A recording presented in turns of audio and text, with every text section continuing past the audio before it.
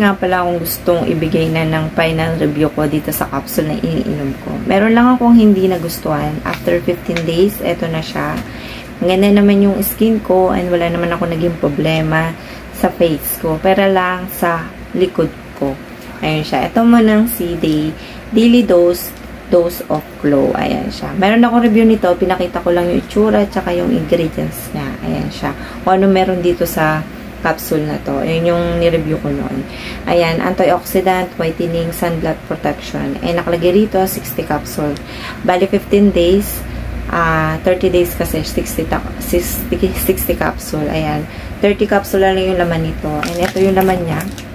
Kulay pink and hindi siya mahangin pagka 66 na siya. Medyo malaki, depende lang sa lulunok kung hinahirapan ka. Ayun siya.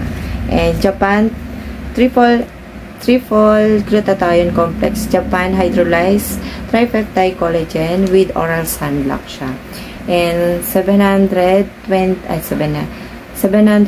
mg din siya. Nakalagay dito. Approved naman siya na FDA approved. Ano siya, 2025 pa expiration niya. Ayan. And, nandito naman siya kung paano inumin. 1 to 2 capsule. Pwedeng isa, pwedeng dalawa.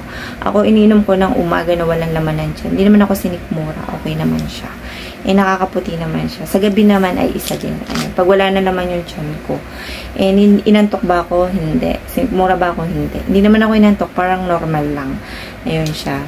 And, nakalagay rito ay bawal siya sa lactating mom, pregnant, and for adult use only lang. Kung 18 pababa ka, ay magpa-consult mo na sa doctor syempre. Siguro 20 to 20 plus, 25, pwede na siguro yun. Ayun. And mataas yung ano nito, hydrolyzed tripeptide collagen, 150 mg. Syempre, may parang siyang vitamin C, L-cysteine, hyaluronic acid, Japan ceramide, ayun. May pearl black din siya, premium pearl black.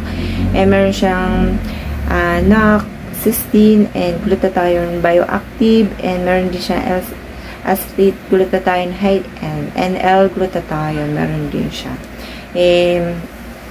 Ayun, yung naging resulta ko dito after 15 days, hindi ko na siya napansin na nagkaroon na ako ng medyo, marami siya, sabay-sabay, acne dito sa back ko. Sa part dito ay medyo konti lang, parang tuk-tuk. Gusto ko lang siya bigyan ng review. Bakit nagkaroon ako ng acne? Hindi ako naging hiyang. Sa lahat ng nainom ko na marami ako na review noon ay wala naman ako naging problema. Dito lang. Marami naman ako uminom ng tubig. Sa mga gusto, umiinom ng mga ganito. More water. Ayun. Umiinom naman ako ng vitamin C. Nagkaroon ako ng, nag-start rito ay natuyo siya. Ayan. Sa face, wala naman. Ayan. Wala naman ako sa face. Ito, ipapakita ko siya. Ayan. Nagkaroon ako ng acne. Ayan siya. Sunod-sunod. Dito lang sa part na yan. Pero makintab siya in fairness. Makintab siya.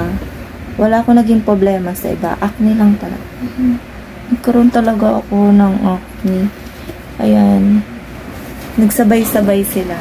And last, nagkaroon ako ng pimples or acne. Pimples or acne, ayun. Ay, nung buntis pa ako. Sa anak ko na lalaki, ayun. Nandami ko noon dito. Noon talaga nung buntis ako talaga. Syempre nag-iiba na yung hormones pagka buntis ka, naglalabasan. First time ko noon and naulit-ulit dahil di ko alam kung dito talaga siya. Pero sa tingin ko, dito siya. Wala naman kasi akong ibang iniinom or kaya nilalagay sa body ko. Ayan siya. Eh, nagulat ako. Nagkaroon ako ng acne. And gusto ko siya kasi nag-glow naman yung skin ko. Nag-light naman ako. Noong nakaraang vlog ko, nagkaroon ako ng medyo dark sa ano ko. Ayan, nag-light naman ako. After, sabi nila, hindi naman makikita kagad yung resulta sa 15 days. Pero naging resulta naman sa 15 days ko. Ay, nagkaroon naman ako ng pimple sa likod ko. Ayan siya. And meron din dito, kinamot ko siya, nagkaroon ako ng pasa. Ayan. May tumubo siya dyan. And dito naman, medyo may maliliit ng konti. Napansin ko, hindi naman siya kita sa camera. Ayan. Ayan siya. And dito, ito hindi naman to, pimples. Ano siya? White, blackheads na medyo lumitaw siya. Ayan. Ayun lang yung maisi-share ko. And titignan ko pa rin sa pinaka-final. Bibigyan ko pa rin ng final review to pag naubos ko na. Ayan. Syempre, ubusin ko. Syempre, hindi ako nag-aaksaya ng product kahit na may bad sa akin. Itinutuloy ko pa rin siya. Syempre, sayang din naman. Ayan. Wala nang ibang iinom. Ako lang naman kasi umiinom ng ganito dito. Ayun. Nakalagay naman dito ay ayun. Okay naman siya. Ayan.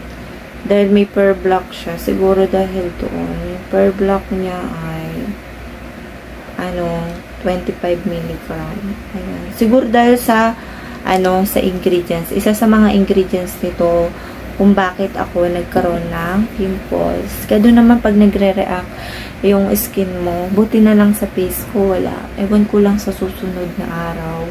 Or ayun. Di naman talaga ako inantok dito. Parang normal lang.